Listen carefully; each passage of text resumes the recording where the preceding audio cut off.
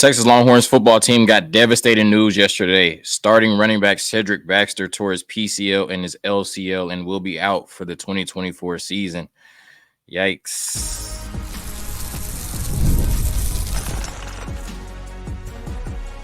You are Locked On Longhorns, your daily podcast on the Texas Longhorns. Part of the Locked On Podcast Network, your team every day. Locked On Longhorns, the show. Jonathan Davis and Lacey Butler, your hosts. Today's episode of Locked On Longhorns brought to you by Gametime. Download the Gametime app, create an account, and use code Locked On College for $20 off your first purchase. Remember, terms and conditions do apply. In the first segment, of course, we have the breaking news. Cedric Baxter, unfortunately, out for the season. Just sucks all around. We'll talk about that. In the second segment, we do have some good news, right? We get to put the burnt orange glasses back on because Khalid Lockett, 5-star, has committed to the University of Texas at the wide receiver position. And then in the last segment, my favorite hooper of all time, should be y'all's favorite hooper of all time. If y'all real Texas fans, Kevin Durant breaks the USAB scoring record, men's and women's. All of that and more on today's episode of Locked On Longhorns, part of the Locked On Podcast Network, your team every day. All right, we got to get sad again, right? Because we heard on, what was it, Tuesday night, right, that Cedric Baxter had left practice with an injury, right? And then we knew he was getting an MRI. We heard it was the knee. And we feared the worst, and it wasn't what we feared. It wasn't the ACL, right? It went down the alphabet a little bit. Yeah, right. It was the PCL and the LCL, and unfortunately, it's the same result. Cedric Baxter will be out for the entire 2024 season. It's just a blow, for the Texas football team. It's a blow for the fans, right? All off season, it's like the excitement just gradually built, right? And we're just like getting closer and closer to the season. The Kool-Aid start hitting a little bit harder, you know what I mean? And then you just, you get that blow, you take a step back. To me, it was like, I remember when Isaiah Nayor tore his ACL, right? And it was just like a gut punch. What? It's just like it's Isaiah just Nayor is not going to play punch. this year? Oh my God. And I felt the exact reaction when I found out Cedric Baxter was going to play this year. Obviously, we're all devastated, but the person that we should be, thinking about the most is Cedric Baxter, right? And just devastated for him, really, after the freshman year he had, going through that transition of, moving from Florida where he's lived his whole life, coming to Austin, being named the starter, over Jonathan Brooks, and, then, dealing with injuries and then losing his spot to Jonathan Brooks. And it just wasn't the freshman season we envisioned at first, right? But I thought when, Brooks went down with the injury, he really came on, right? He had 100 yards, I believe it was against Iowa State, and he really looked good, especially in that Sugar Bowl. He did have a big fumble, but he looked really good, right? And you expected him to take a big leap coming into this season. We were really excited about Cedric Baxter this year. I just had a conversation yesterday on the podcast, talking about how, with him being the number one running back in his class and, him being a 5-star and us being running back, we were so ready to put him in that class of elite ball carriers, running backs at the University of Texas. Maybe not the Earl Campbells and the Ricky Williams. Yeah. Those are big shoes to fill. The Bijans and the Deontay Foremans and the, Jamal Charles and the Cedric Bensons and all of that. Like, we felt like Cedric Baxter could be in that class, and he still can be because we'll have he was just named. He was just named to the Doak Walker watch list 2 days ago. So right. Yeah, like you said, obviously big blow. It's something that you never want to see. Just in general, you never want to see anybody getting hurt, but especially whenever you have such high expectations for somebody. And like you said, after having some nagging injuries and everything last year, the Kool-Aid is drank, the hype is building. We're so close to the season. The last thing you want is to see running back one going down weeks before game one, so it sucks. Gut punch. Like you said, the exact same feeling as when Isaiah Nayor went down. Absolute just gut punch. And like you said, you just feel bad for the guys.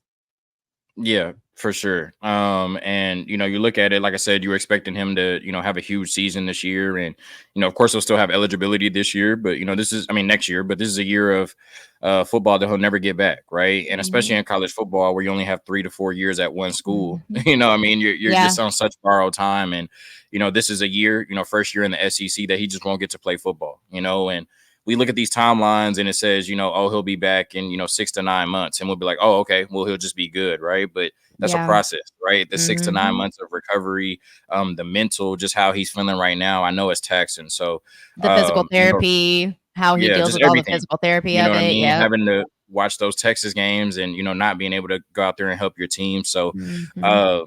really just, like I said, before we think about how what it means to us, right? You know what I mean? I Yeah. want to, Yeah. just feel for, Cedric Baxter. And it's crazy because he had just recently did that interview, Mhm. can't remember who it was I think it with. was on Maybe. 3rd and Longhorn. Okay, yeah, but he was talking about how, the feeling of losing in the Sugar Bowl, right? And how that's motivating the team, and you don't want to have that feeling again, right? And you want to Mhm. go out this year and make sure you don't feel like that again. And now he doesn't have Mhm. the opportunity to, build on, that loss in the Sugar Bowl last year. So it really sucks for Cedric Baxter. I know that the general consensus amongst fans is, we'll be fine, but I'm not sure that Yeah. that's the case, right? And I'm not saying we won't be fine, but I don't Yeah. think that we can just come out and say, oh, we'll be all right when you Yeah. lose a player of Cedric Baxter's caliber. Like you said, he was on the Doak Walker award watch list, and I firmly believed that he was going to be a, top 5 to top 7 running back in Mhm. college football this year. People are saying we have a ton of depth in the room, right? Let's look at the room, Mhm. right? Yeah. Because I've Let's said go through repeatedly it. on the podcast, this is not, me bragging or boasting, but I've said that I Yeah. feel like, Jaden Blue is the best running back on the team, but we Mhm. still don't know how Jaden Blue can handle being the guy, right? Yeah. Being the starting running back, touching the ball 20 plus times a game, right? And Mhm. then after that, people say we have a ton of depth. I mean, is the depth in the room with us, right? Yeah. Is the depth on NCAA 25? Because Trey Wisner has 12 career carries, right? His Yeah. longest career carry ever is 21 yards, right? Yeah. To act like Trey Wisner can just step in and be Cedric Baxter is a little ambitious. And then the two Yeah. running backs behind him have 0 career carries in Jared Gibson and Mhm. Christian Clark, right? So when we say Mhm. we have a ton of depth behind Cedric Baxter, that's just not true, right? Do I think we can still be good? Do I think that we can Mhm. still be a playoff team and compete for a conference championship? Of course. But when you lose a player like Cedric Baxter, a player of this caliber, possibly one of the best running backs in the country, it can affect your ceiling, right? Mhm. We're trying to win the SEC. We're trying to win Yeah. a national championship. And Texas Mhm. got a little bit worse yesterday. I mean, that's Yeah. just the fact of the matter, right? Texas got a little bit worse yesterday on the quest to winning a championship. So, Lacey, I'll give you the floor. I'll give you the opportunity to, talk about your thoughts on, losing Cedric Baxter. But I think this is a big blow for this Texas football team, and a championship contender just lost one of their best players on offense. No, absolutely. Like I said, definitely a pretty big blow. As we've mentioned, he was named to the Doak Walker watch list just a couple of days ago. So it's obviously super devastating for him personally, not just for us as fans. I know, like I said, he had some nagging injuries and everything pretty consistently last year. And we just hate to see all of we hate to see this for him. I was very, very excited to see that 1-2 punch, Blue Baxter, the thunder, lightning, boom. I was so, I'm sad. I'm so sad. It really rained on my parade.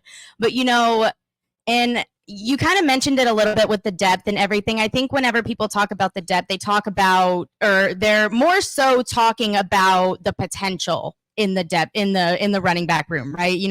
Talking about how Tashard Choice is just recruited over the past couple of years, and the way that he has built up that running back room to be extremely versatile. There are a lot of different styles of running backs in that room, which I think is really, really exciting. And it's, we just have more opportunities to see that this year. The running back room under Sark and Coach Choice just hasn't backed down in history, I guess, over the past couple of seasons. When running back one has gone down, rushing for 412 yards in 2 games after Bijan Robinson was sidelined in 2021, and 803 yards in 4 games after Jonathan Brooks went down last year. Obviously, those were in season, but I'm looking at a guy like Trey Wisner. I'm looking at a guy that he's been in there a year.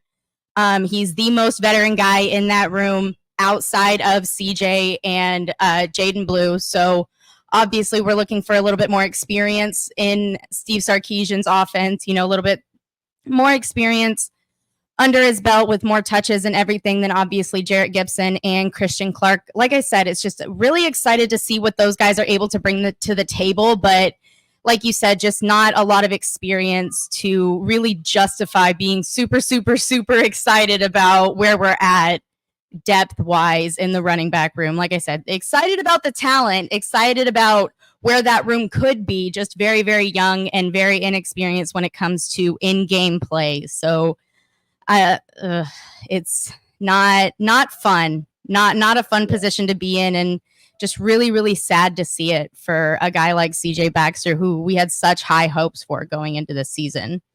Yeah. And, when you look at it, that can go either way, right? Jared Gibson and Christian Clark and Trey Wisner can come in and can be all world, right? Or they can come in and not be that, right? We don't know, right? Because they have 12 career carries to their name. So we really don't know what to expect, right?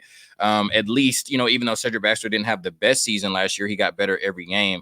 We knew what we were getting, right? And like I said, we expected him to be better. And we know how important this run game is to Steve Sarkisian's offense, right? He's had 1,000-yard rusher every year since he was at Washington. So we talk about the wide receivers, we talk about the quarterbacks, but like Mike Gundy said before the Big 12 championship game, his bread and butter is running the football. He wants to run the football, and then he's going to take his shots outside of that. So if this running game this year without Cedric Baxter can't take the pressure off the passing game, can't open up opportunities for people on the outside in this passing game, then that can cause trouble. Maybe not against ULM, maybe not against UTSA, right? But when you're playing games like Georgia, Michigan, Texas A&M on the road, when you get into the playoffs, when you're in the conference championship game, hopefully, this is when you're going to miss elite level players potentially. But on to some good news, right? Texas did get a 5-star commitment yesterday in Khalid Lockett, and watching that highlight tape, we got a dog. Sorry about that, y'all. We're on video. All right, today's episode of Locked On Longhorns brought to you by Gametime. Gametime is an authorized ticket marketplace of Major League Baseball, which makes getting tickets faster and easier. Prices on the Gametime app actually go down the closer it gets to the first pitch, although it doesn't matter for me because the Rangers, I'm officially done with them. They are dead to me this season. Just kidding. I'll be watching them again the next time they play. With killer last-minute deals, all-in prices, views from your seat, and their lowest prices guarantee, Gametime takes the guesswork out of buying MLB tickets. Some of the best features on the app: priority last-minute deals, save up to 60% off buying last minute for sports, concerts, comedy, theater, etc. Flash deals, save even more exclusive in-app deals on select seats ahead of the game or event. Zone deals, save even more when you choose a section and let Gametime choose the seats. All-in pricing, toggling this feature shows the total up front with no surprise fees at checkout. Seat views, get a panoramic view from your seat in the app before you buy, and the lowest price guarantee or Gametime will credit you 110% of the difference. Take the guesswork out of buying MLB tickets with Gametime. Download the Gametime app, create an account, and use code LOCKEDONCollege for $20 off your first purchase. All right, Locked On Longhorns, the show once again. Jonathan Davis and Lacey Butler, your host. 5-star wide receiver Khalid Lockett committed to the 40 acres yesterday, listed at 6'2", 175 pounds out of is it Sash? Do you know how to say it? Saxy. Say it again. Saxy. That's sexy. Yep. Saxy. Listed at 6'2", 175 pounds out of Saxy High School, ranked in the 24/7 composite at number 20 in the country, number 5 wide receiver overall. Last season, he accumulated 59 catches for 1,299 yards. That's 22 yards per reception and 13 touchdowns on just 59 catches. And now the University of Texas. Sark told you not to worry. We have the 12th overall recruiting class for 2025. And once again, we are climbing towards that top 10 and inevitably that top 5. What do you think about the commitment of Khalid Lockett to the University of Texas, Lacey? Big get, not only for Steve Sarkisian in Texas, just in general, but it's Chris Jackson's first wide receiver commit of the cycle. So obviously it's a big time get. Losing out on DeCorian Moore in your backyard is never, ever a good thing. But whenever you have a guy like Khalid Lockett just sitting in the wings, ready to pick back Weddy. I said Weddy. Ready to just pick back up. Ready to just pick back up. You're not really too mad at it, right? I know you mentioned a lot of his measurables and everything. This guy has 11-inch hands. That I don't know if you were watching his commitment video earlier. What was it, yesterday? Yeah. earlier in the day yesterday, and but when he was talking, that mic was sitting there in his hands. It looked like, those little mini mics that people have in their little street interviews and everything. That's what it looked like in that dude's hands, like just huge hands, really, really long wingspan. Like I said, Chris Jackson's first commitment of his first real true full cycle at the University of Texas, with him arriving in February of last year.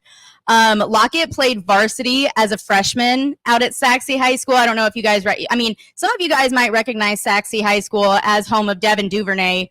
Obviously, we know that name very, very, very well. Yes, sir. We know that very, very well, but very talented school. And that guy is playing as a freshman. He's playing varsity as a freshman. So obviously this guy has been good for a really, really long time. Not necessarily the fastest guy of the bunch, but his catch radius and his body control are amongst the top in the country, and part of just a simple part of what makes him such an elite prospect. His ability to adjust to the football in the air and contort his body is just unlike very many others in this class. And like I said, not necessarily the fastest guy, but he is truly one of those 50-50 pass catchers.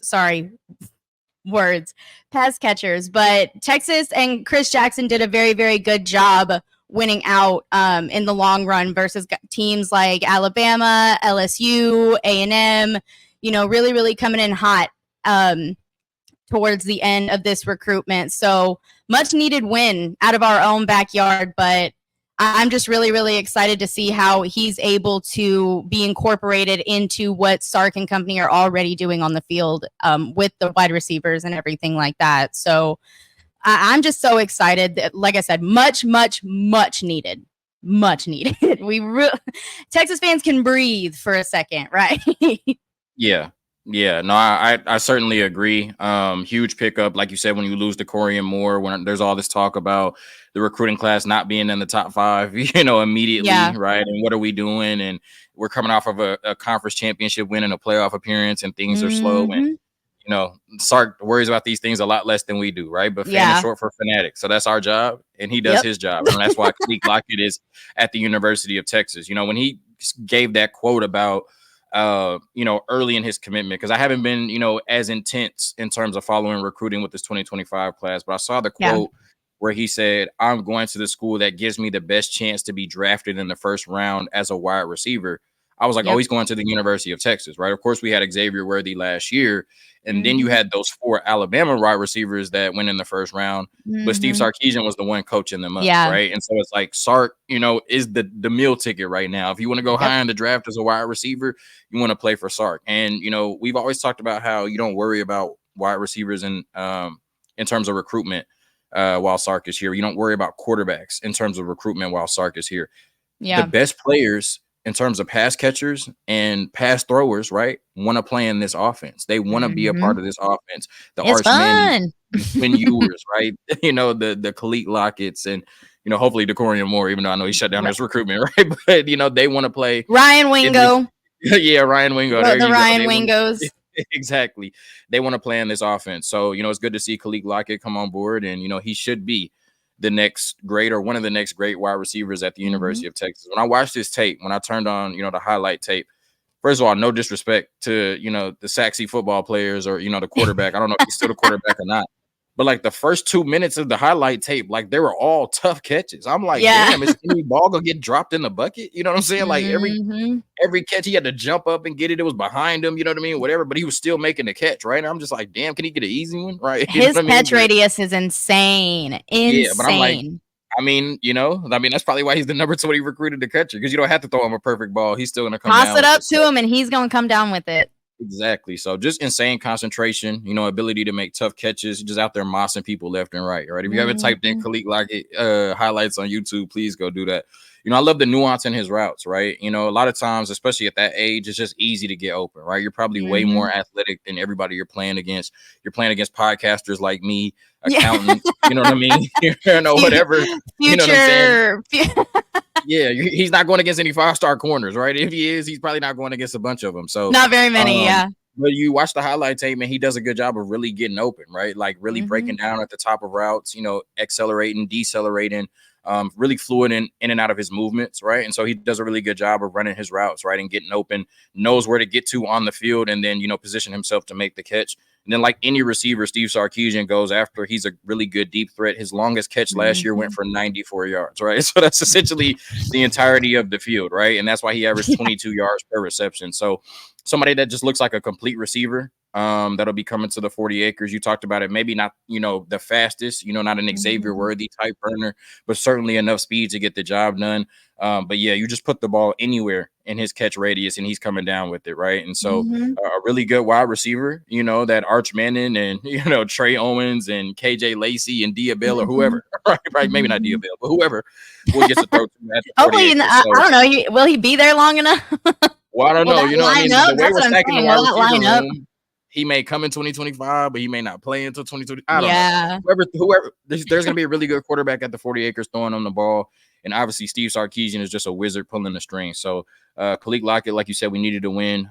Just an outstanding football player, an outstanding wide receiver. He has everything that Sark, values in a wide receiver in his offense. And we both can't wait to see him making exceptional plays at the 40 acres. But somebody who dominated at the 40 acres over a decade ago. Once again, my favorite hooper of all time, Kevin Durant, just broke another record on a global scale. And we'll talk about that after a quick word from the sponsors.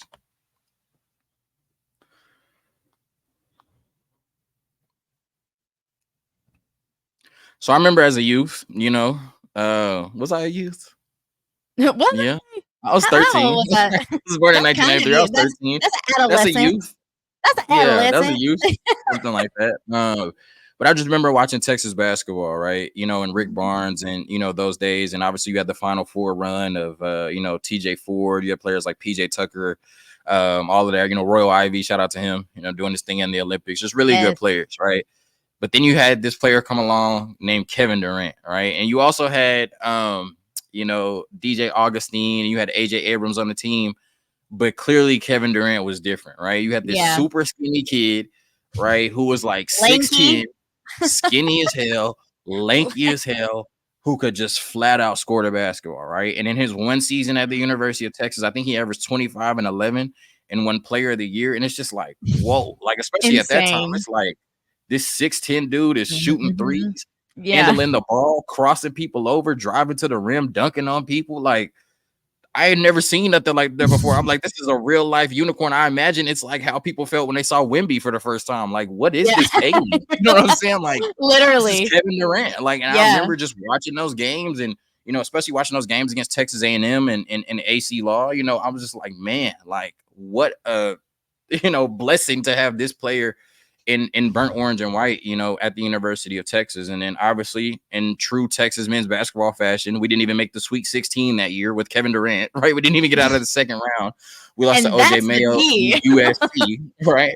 But from that moment, I knew that Kevin Durant was my favorite player in the league, right? And then since he got into the league, he did exactly what he did at the University of Texas and dominated, right? And he's done that not only in the NBA, but he's done it on a global scale in the Olympics now. And now he is regarded as Captain America, Mr. Olympian, the greatest U.S. Olympic basketball player of all time. In 2021, he passed Carmelo Anthony for the all-time men's scoring record in USA basketball.